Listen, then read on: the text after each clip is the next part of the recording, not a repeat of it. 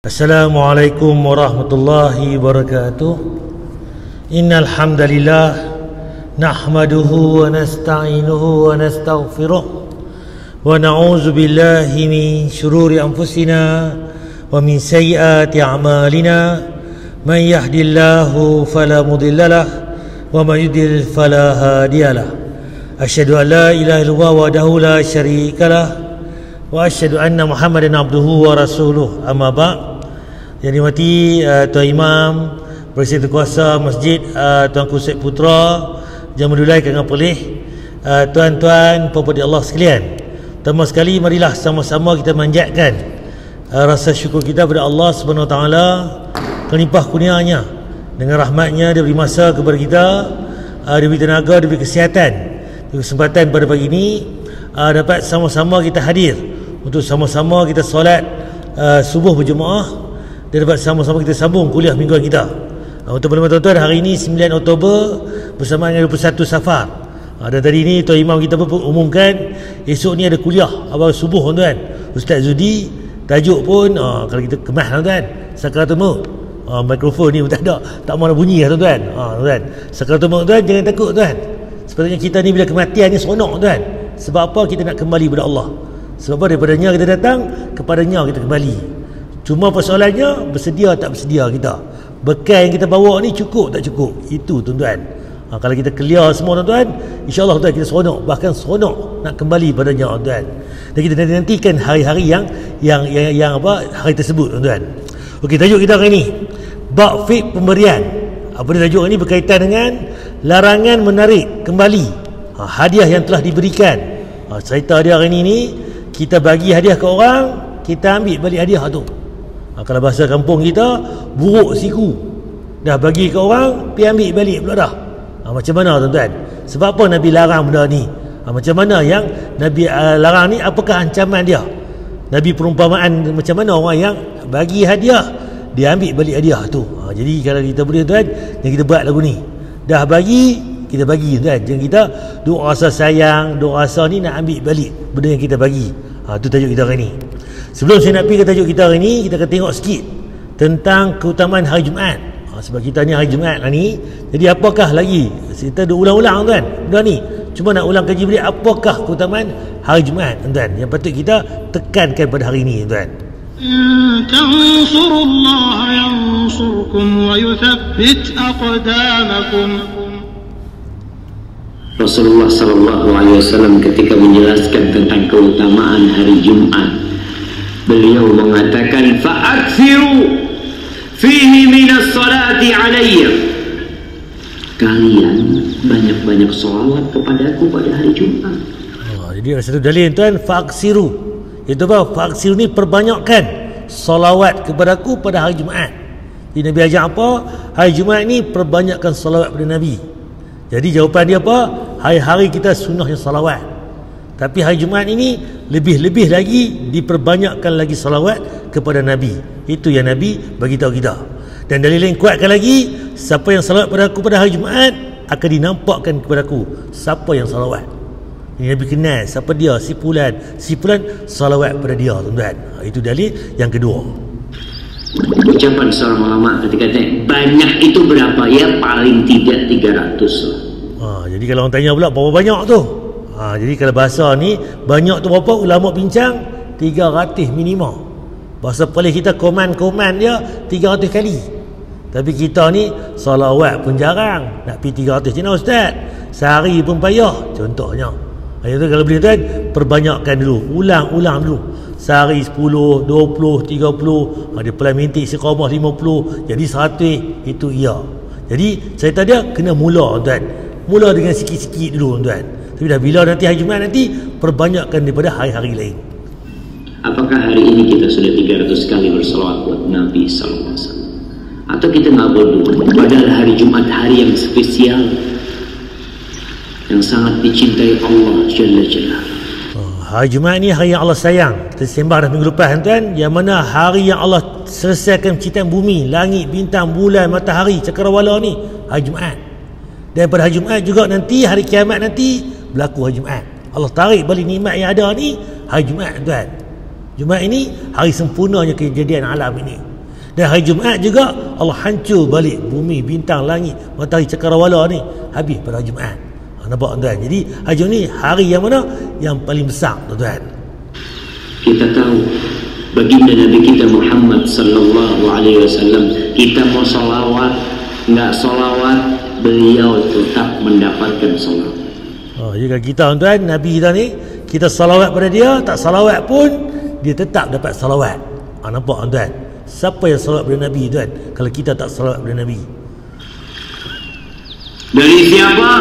Sesungguhnya Allah dan para malaikatnya. Allah tu Rabb kita. Allah tu yang menciptakan surga dan neraka. Itu bersalawat buat Nabi. Bayangkan kalau kita tak salawat, Allah ni Tuhan kita, Raja segala raja, Tuhan segala raja, Tuhan segala Tuhan, salawat pada Nabi. Kita ni sepatutnya lebih-lebih lagi salawat pada Nabi. Selain daripada Allah, malaikat pula salawat pada Nabi tuan. Kan kita salawat pada Nabi sekali, Allah balas, dan Nabi malaikat balas 10 kali tuan. Apa tu Imam kata, pada siapa yang salawat pada aku sekali, Allah dan para malaikat salawat pada kita balik 10 kali. Salawat apa? Keberkatan, kerahmatan, keredaan, sebagainya. Itu kita salawatlah pada Nabi tuan. Malaikat-malaikat Allah bersalawat. Kalau Allah ingin memberikan kebaikan kepada kita, wahai manusia-manusia yang beriman, kalian bersolawat, kalian bersalamlah buat Nabi sallallahu alaihi wasallam. Ketika ayat ini turun, para sahabat bertanya kepada Nabi sallallahu alaihi wasallam, "Ya Rasulullah, kita tahu bagaimana mengucapkan salam kepadamu, tapi bagaimana bersalawat kepadamu?" Jadi pada awalnya tuan, sahabat ni dah tahu dah cara bagi salam. Assalamualaikum. Waalaikumsalam, jawab balik. Bahkan Nabi Ibrahim dah mula dah tuan. Kan dia malaikat bagi salam, dia balas salamun balik tuan. Jadi sejarah salam ni Nabi Ibrahim dah mula lama dah. Kita pun dah ikut tuan. Dan salat pada Nabi pula sahabat tak tahu macam mana nak salat pada Nabi. Jadi apa nama? Nabi ajak mereka tata cara salawat pada beliau tuan. Kita setiap solat mengatakan Assalamu alaika ayyuhan nabi wa rahmatullahi wa barakatuh. Bagaimana bersalawat? Qulu Allahumma salli ala Muhammad wa ala ali Muhammad, sampai hadis yang biasa kita baca ketika solat. Jadi salawat paling pendek mudah-mudahnya Allahumma salli ala Muhammad wa ala ali Muhammad. Yang panjangnya salawat Ibrahimiyah, Allahumma salli ala Muhammad wa ala ali Muhammad kama sallaita ala ali Ibrahim sampai innaka Hamidum Majid. Itu salawat yang panjang, ataupun nama dia salawat Ibrahimiyah. Itu Nabi ajak dengan jelas sekali dalam kita tahiyat akhir itu. Itu pun iya juga. Tapi paling minimanya salawat yang pendek tadi. Itu salawat yang boleh kita amalkan ulang. Okey, ini tentang salawat tuan. Jadi kalau boleh kita perbanyakkan salawat. Jadi setiap hari tuan salawat. Bila hari Jumaat ini, pagi ni tuan, perbanyakkan lagi salawat. Hari lain tu salawat 10 kali, hari ni buat 20 kali. Mungkin hari lain tu 100 kali, hari ni 200 kali. Jadi kita amalkan, kita perbanyakkan, kita gandakan. Okey, ini tajuk minggu lepas kalau tuan ingat balik, ulang kaji sikit. Larangan menzalimi pemberian hadiah antara anak-anak. Anak-anak kita ni kita pilih kasih. Yang mana kita bagi abang lain hadiah, adik lain, lepas tu pancik lain sebagainya. Macam mana tuan? Dalilnya innallaha ya'muru bil 'adli wal ihsan. Sesungguhnya Allah menyuruh kamu berlaku adil dan berbuat kebajikan. Pertama sekali, apa pun kita adil. Tak mana kita, tugas kita ke, kerja kita ke, tanggungjawab kita ke, apa semua pelaku kita ke, semua kena adil. Kemudian Nabi sebut lagi, Allah sebut lagi dalam Quran, berbuat kebajikan, buat amal soleh, kebajikan dan sebagainya. Itu yang pertama. Yang kedua pula kita ulang balik, iaitu kita ulang kaji sikit dari sahabat An-Nu'man bin Bashir. Kisah apa yang kata Nabi larang ni? Iaitu ayahku Bashir memberikan sesuatu pemberian kepadaku. Jadi Nu'man ni anak Bashir, dia beritahu ayah dia Bashir bagi kepada dia Nu'man ini satu hadiah. Maka ibuku Amrah bin Rawahah berkata, mak dia tu Amrah, dia kata apa? Aku tidak reda sampai engkau menjadikan Rasul sebagai saksi atas pemberian ini. Jadi mak dia ni tak mau hadiah ayah dia pada anak dia tu. Jadi kalau nak bagi juga, hampir tanya dulu kepada Rasulullah SAW. Pergi jumpa Nabi dulu, apa persaksian Nabi nak kata apa. Jadi itu apa kejadian yang berlaku, tuan. Mak mana yang dapat hadiah, anak dapat hadiah, tak mau. Mesti mau, tuan. Ayah bagi pada anak, seronoklah si mak ni. Tapi tak, kisah ni pelik sikit. Sebab apa? Mak dia tak mau bagi apa hadiah ayah dia kepada anak dia. Kalau nak bagi juga, pergi tanya Nabi sendiri. Itu, tuan. Jadi ayahku pun mendatangi Nabi, jumpa Nabi, lalu berkata, aku telah memberikan kepada anakku dari isteriku Amrah bin Rawahah sebuah pemberian. Ya Rasulullah, aku bagi anak aku ni hadiah, yang mana mak dia tu Rawahah bin Amrah bin Rawahah. Kemudian isteriku meminta aku jumpa engkau sebagai saksi. Apa Nabi kata? Mudah, tuan. Apakah engkau juga memberikan kepada seluruh anak-anakmu sebagaimana yang kau berikan kepada Nu'man? Jadi hang bagi dah hadiah orang lain, anak hang ni yang lain sama seperti hang bagikan Nu'man. Itu dia punya bahasa dia. Apa yang dia kata? Tidak, tak bagi pun, aku bagi kat Nu'man saja, yang lain-lain dia tak bagi pun. Nampak, tuan? Di situ dia punya point dia. Apa Nabi kata? Bertakwalah kepada Allah, bertakwalah engkau kepada Allah, takutlah kepada Allah, dan bersikap adil lah terhadap anak-anakmu. Nampak, tuan? Bersikap adil kepada anak kita ni, tak boleh pilih kasih. Maka ayahku pun balik dan mengambil kembali pemberian yang telah diberikan. Tu cerita dia. Nampak kalau kita ni kan, mak mana, tuan, yang mana dapat hadiah ni seronok bagi kat anak. Tapi tak, mereka tu, tuan, beriman, kan. Contoh sebab apa? Cerita dia Amrah ni isteri yang apa, dia Bashir ni ada banyak isteri. Nama isteri dia ni Amrah, anak dia Bashir. Jadi nampak kalau kita zaman lah ni, suami sayang isteri pertama, kedua, ketiga, seronok ambil kesempatan lah. Anak isteri lain dia tak sayang, kita seronok bagi. Tak, mereka beriman, tuan. Kalau anak aku hang bagi, hang kena bagi anak lain sama. Mak lain tu kena bagi juga. Nampak, tuan? Mereka takut pada Allah sebab beriman. Kahwin bukan kerana nafsu, tuan. Yang kenapa? Tanggungjawab, adil, tuan. Nampak, tuan? Jadi semua kita tengok balik. Kalau kita beriman, tuan, clear. Si suami beriman, si isteri beriman, si anak beriman, selesai masalah. Takut pada Allah, tuan. Sebab apa? Kita ni pinjaman, tuan. Kita yang rasa bangga, takbur, tamak ni apa? Nak rasa hidup selama-lamanya. Dunia ni kita yang punya. Tak, tuan. Kita ni betul sementara saja, tuan. Pinjaman saja, tuan. Itu jawapan dia. Jadi ayah dia bagi balik hadiah, ambil balik hadiah yang bagi pada Nu'man tadi. Tapi hadis ni dia tak jelas hadiah apa tu. Kita tengok balik dalam hadis lain cerita, hadiah itu adalah hadiah hamba, seorang hamba. Jadi ayah dia ambil balik, tak bagi pada Nu'man, tuan. Jadi kesimpulannya, nak bagi hadiah, bagi semua orang dapat. Kalau bagi ke anak sulung ni hamba, pasal kita orang gaji lah, orang gaji tu kita bayar gaji lain. Hamba ni tak dapat gaji apa pun. Tapi nampak kata bagi semua orang gaji. Contoh, nak bagi 100, semua 100. Contohlah juga lagu tu. Tapi timantaralah hadiah ni meletakkan pada tempat dia. Jadi bersikap adil lah kepada anak-anak kita, isteri kita dan sebagainya. Itu tentang tajuk itu. Okey, saya tambah lagi yang kedua, ketiga ni, dosa pertama di langit dan di bumi. Tuan-tuan tahu tak apakah dosa yang rajin kita buat di langit dan di bumi ni? Benda apa, tuan-tuan? Siapa yang mula buat di langit dan siapa yang mula buat di bumi? Tansurullaha yansurkum wa yuthabbit aqdamakum. Hasad itu adalah sifat yang tercela. Bahkan kata sebagian ulama termasuk dosa besar. Na'udzubillah min dzalik. Okey, hasad ni rupa-rupanya dia termasuk dosa besar. Bukan dosa-dosa biasa ni. Dosa biasa ni sekadar kita ambil wuduk, jalan kaki semayang ni, dah Allah padam dah. Kita semayang tadi, Allah padam dosa-dosa kita. Tapi dosa apa? Dosa yang kecil tadi.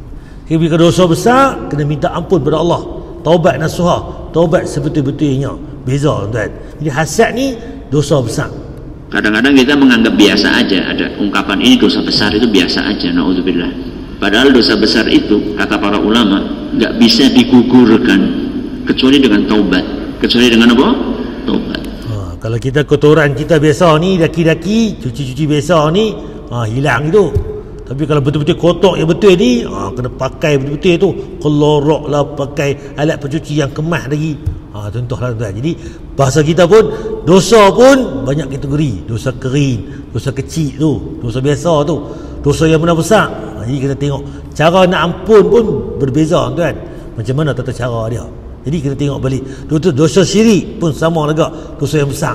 Syirik lagi teruk, selagi kita tak mati, Allah buka pintu taubat. Dah mati nanti tak bertaubat, syirik ni neraka tempat dia tuan. Nampak tuan, dosa besar yang lain Allah ada timbang tara lain. Walaupun kat dunia dulu dia tak ada minta ampun, tapi akhirat Allah akan bagi. Kan? Sama ada Allah nak masuk syurga, Allah bagi dia syurga. Kalau tak, Allah biar dalam neraka. Itu pilihan Allah. Tapi kalau syirik pada Allah, tak ada dah. Jadi ke neraka tempat dia, kena berhati-hati. Kata Imam Al-Qurtubi, saking jeleknya hasad ini, hasad adalah dosa yang pertama kali terjadi di langit dan dosa yang pertama kali terjadi di bumi. Rupanya betul, dosa yang pertama sekali berlaku di langit dan di bumi ni, punca dia apa? Punca dia hasad tadi. Imam Qurtubi kata punca dosa yang pertama yang dilakukan oleh manusia ataupun makhluk di langit dan di bumi adalah tentang hasad, iri hati, dengki, khianat, sebagainya, tak puas hati. Itu tuan. Di langit siapa yang melakukan? Iblis. Ketika dia disuruh untuk sujud kepada Adam alaihissalam. Rupanya siapa yang berlaku di langit ni, yang buat dosa hasad ni, Iblis tuan. Sebab apa? Iblis ni tak puas hati dengan Adam, iri hati tuan. Itu namanya hasad. Ketika disuruh oleh Allah Azza wa Jalla untuk sujud kepada Adam alaihissalam, Iblis gak mau. Kenapa? Iri. Kenapa saya yang disuruh sujud kepada Adam, padahal yang diciptakan duluan siapa? Iblis. Saya yang diciptakan duluan, kok saya disuruh sujud sama yang diciptakan belakangan? Sebab apa? Kes dia yang pertama sekali, aku ni senior, aku ni otai, aku ni awal. Orang yang pertama, makhluk yang awal cipta, tiba-tiba nak pergi sujud pula dekat junior. Macam tu lah lebih kurang. Tu asrama senior kan, mana boleh hormat dengan junior, junior lah hormat dengan senior. Nampak tuan, double standard tuan. Jadi Iblis pun panggil macam tu. Yang mana dia ni otai lagi, dia ni awal lagi. Allah cerita dia pasal apa nak pergi sujud ke Adam. Nampak? Jadi iri hati itu yang berlaku, hasad yang berlaku. Apalagi materi bahan penciptaannya menurut Iblis itu lebih levelnya lebih tinggi, bahan penciptaan Iblis dibandingkan bahan penciptaan Adam. Iblis terbuat dari api, khalaqtani min narin, sedangkan Adam terbuat dari tanah, wa khalaqtahu min tin. Jadi sebab apa? Kes kedua pula, aku ni buat pada api, kemas, hebat, kuat. Pasal apa nak aku nak pergi sujud dekat Adam ni manusia, buat pada tanah, lekeh, tak kuat pun. Nampak tuan? Itu dia punya prasangka dia. Jadi sebab apa? Iri hati tuan. Pertama pun iri hati, kedua ni pun iri hati. Itu yang berlaku pada Iblis dengan Adam. Sujud bukan ke sujud sebagai sujud betul sebagai sujud pada Tuhan. Tak. Sujud ni sujud tanda hormat tuan. Itu saja. Tapi nak hormat pun dia tak mau angkuh tuan. Itu Iblis. Masa yang diciptakan dari api itu harus sujud kepada yang diciptakan dari tanah? Kan lebih ningrat yang api. Itu kira-kira lah ya. Kastanya lebih tinggi karena dorongan hasad. Itu dosa yang pertama kali tempuh di langit. Yang kedua di bumi. Siapa? Okey, tadi di langit tahu dah, Iblis yang mula buat. Sebab apa? Tak mau sujud pada Adam. Di bumi pula siapa pula tuan? Ni tuan, Qabil. Ketika tega membunuh saudaranya sendiri, yaitu Habil. Kok bisa-bisanya saudara membunuh saudara kandungnya sendiri? Salah satu pemicunya adalah karena hasad. Dari mana hasad itu muncul? Kisah dia, Qabil ni bunuh saudara dia Habil. Kenapa? Hasad, tak puas hati. Sebab apa? Ni kisah dia tuan-tuan. Karena dua-duanya disuruh kurban oleh Allah Azza wa Jal, ternyata kurban yang diterima kurbannya siapa? Habil. Sedangkan Qabil kurbannya ditolak. Kenapa? Tak puas hati. Jadi Allah uji daripada ni, Allah test buat korban dua orang ni. Siapa yang korban yang Allah terima? Jadi Allah terima korban Habil. Qabil ni tak puas hati. Dia bunuh Habil, saudara dia, tuan. Nampak iri hati ni hebat tak hebat, dahsyat tak dahsyat. Adik-beradik pun sanggup bunuh. Nampak tuan? Jadi bahayanya. Kena berhati-hati tuan. Allah iri dia. Kok dia yang diterima? Kok bukan saya? Akhirnya karena didorong perasaan iri dan hasad tersebut, akhirnya Qabil pun mengeksekusi dengan cara membunuh saudaranya sendiri Habil. Dan itulah pertumpahan darah pertama kali di muka bumi. Buktinya pertama kali apa? Qabil bingung, tubuh atau jasad jenazah saudaranya ini mau diapain, bingung dia, karena dia nggak pernah ada contoh sebelumnya. Dia yang pertama kali memberi contoh pembunuhan. Jadi sebab apa? Sebab apa dia ni pembunuhan pertama? Sebab kisah dia tak tahu lepas bunuh tu nak buat macam mana. Tak ada ilmu macam mana nak simpan ke, nak bakar ke, nak tanam ke, nak buat biak gitu ke. Dia tak tahu, bingung tuan. Dia apa jadi? Allah utus pula makhluk lain untuk ajak Qabil ni.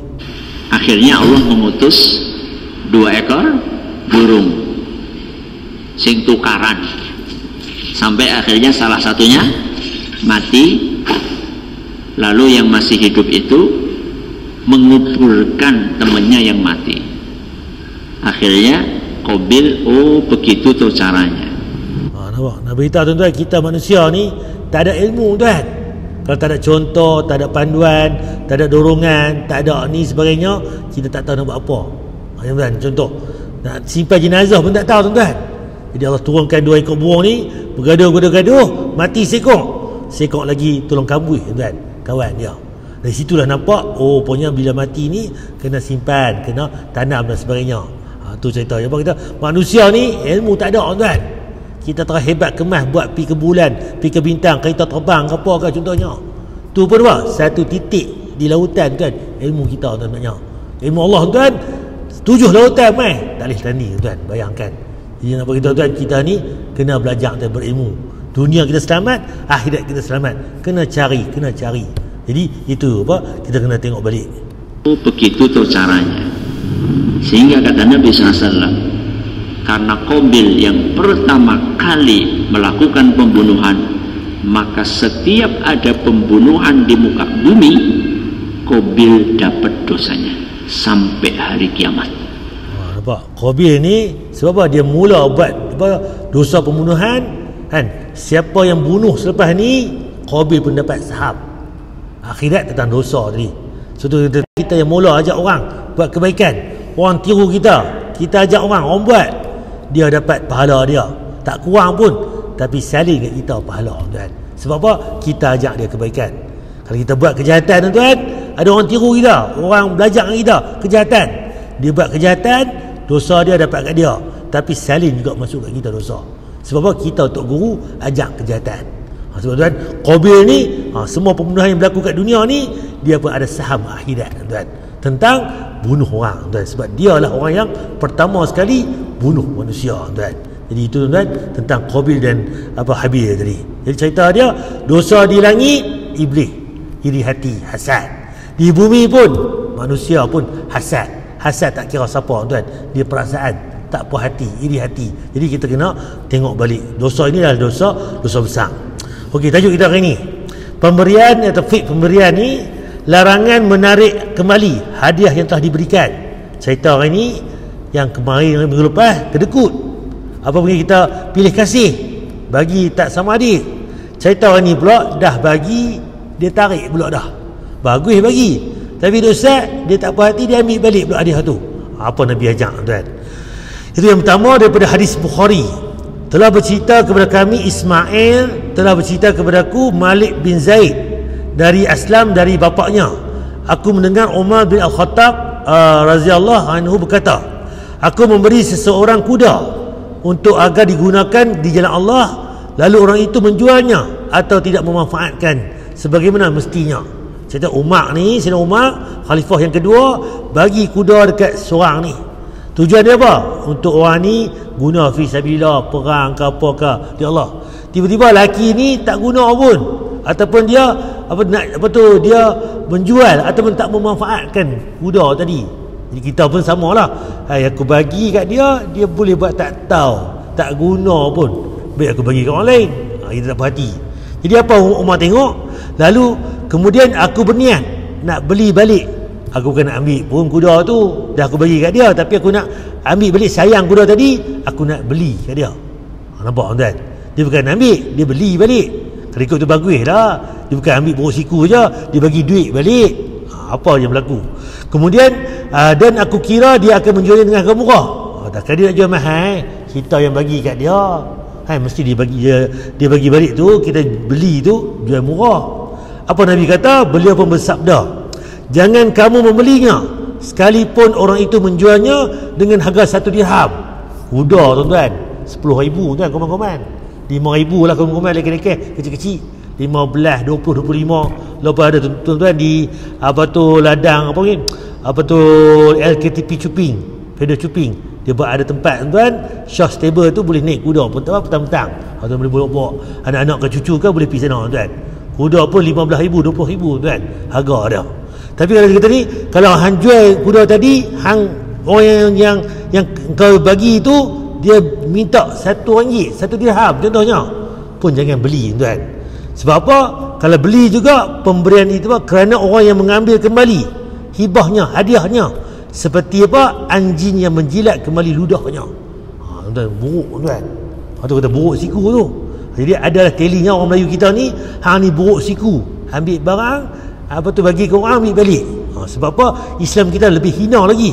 Kalau siku buruk ni, tak apa lagi, siku je buruk, orang lain tu elok lagi.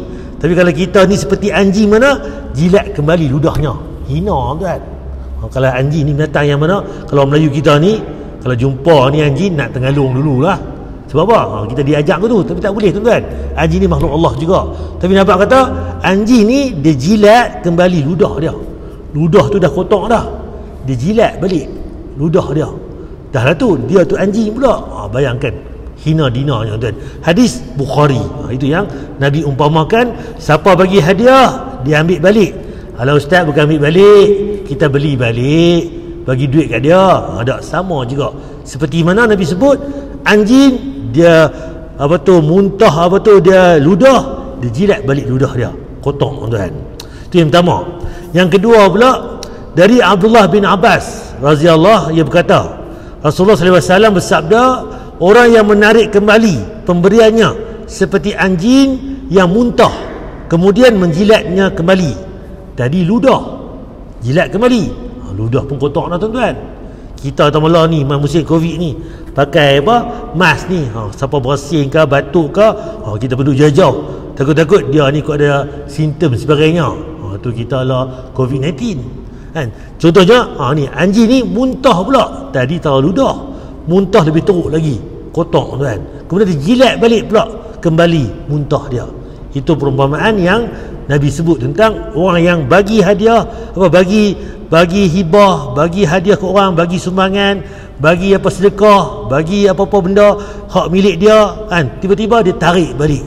Itu perumpamaan yang muttafaqun alaih. Dari yang seterusnya, dari riwayat lain, tidak pantas bagi kami mempunyai sifat yang buruk orang yang menarik kembali pemberiannya seperti anjing yang kembali muntahnya. Benda yang sama juga. Riwayat lain sebut lagi, orang yang menarik kembali hadiahnya seperti orang yang menjilat kembali muntahnya. Semua tentang muntah tuan. Dalam riwayat berikut, perumpamaan orang yang menarik kembali sedekahnya seperti anjing yang muntah kemudian menjilat kembali muntahnya dan memakannya. Nampak kata teruk lagi.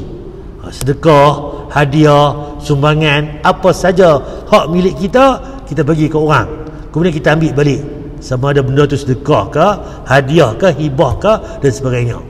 Dari Am bin Shu'aib, dari ayahnya, dari datuknya, yakni Abdullah bin Ams, Rasulullah SAW beliau bersabda, perumpamaan orang yang meminta kembali apa yang telah ia berikan apabila seperti anjing yang muntah kemudian memakannya kembali. Apabila seorang pemberi meminta kembali pemberiannya, maka hendaklah diperiksa dan diteliti apakah yang dia minta kembali itu diberi kepadanya. Tengok balik tuan. Cerita dia tuan, kena berhati-hati. Kita dah bagi, jangan kita ambil balik. Sayang ustaz, dia ni kita bagi kat dia, dia boleh guna kod lain, dia buat tak, itu hak dia. Kita dah bagi kat dia, dia orang susah ke apa sebagainya, kita bagi kat dia, selesai. Tiba kita cek pula, ustaz dia tak guna betul ni, sayang. Itu dia pula dengan Allah tuan. Kita dah bantu dia, dah tolong dia. Dia nak guna tak guna ke apa ke, itu cerita lain pula. Kalau dia membazir, dia dah ada benda tak mau guna sebagainya, itu memang dia malas, tak rajin ke, memang penyegan, balok liat ke apa, tu cerita lain.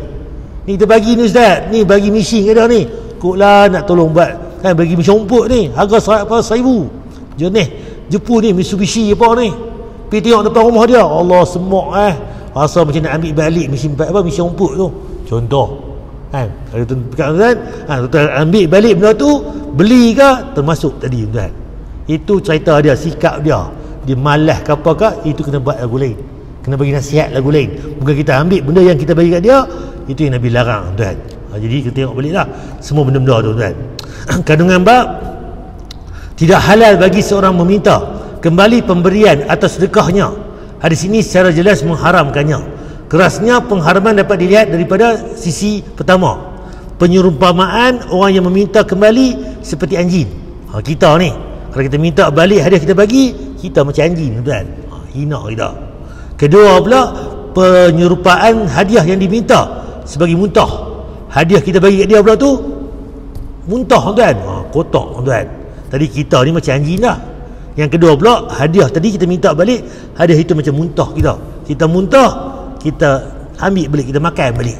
Ketiga, orang yang meminta kembali pemberiannya, contoh yang buruk.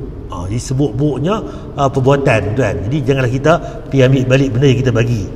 Walaupun sayang lagu mana pun, dah kita bagi ke orang, bukan milik kita dah. Sebab tu Nabi abang pula nak bagi benda yang kita sayang. Itu yang sebaik-baiknya pemberian. Nak bagi tak bagi, bagi tuan. Bila tu dah rasa nak bagi tak bagi tu, kita sayang kat benda tu, kita bagi tuan. Itu yang terbaik sebenarnya. Kalau kita sayang tuan, itulah kita bagi ke orang. Ni dok, aku pun tak mau ni, baju pun cari sana, color pun pudak, sedekah ke orang lah. Kalau kita pun tak mau baju tu, jangan sedekah ke orang pun tak mau sebenarnya. Bagi yang terbaik kita ada. Itu kata pemberian. Sebab pemberian ni yang kita sayang, dan kita pun tak pakai lagi, itu lagi baik lah, bagi yang baru sebagainya.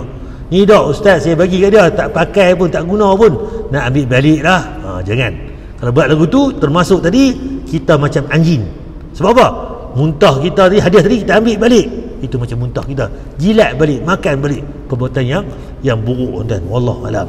Terus saya berhenti dekat ni untuk tajuk kita hari ni berkaitan dengan pemberian ni. Tajuk minggu depan tuan tentang tajuk pula, macam mana kita bagi ke orang tu tolak. Tak mau, terima kasih nah, saya tak mau. Macam mana pula?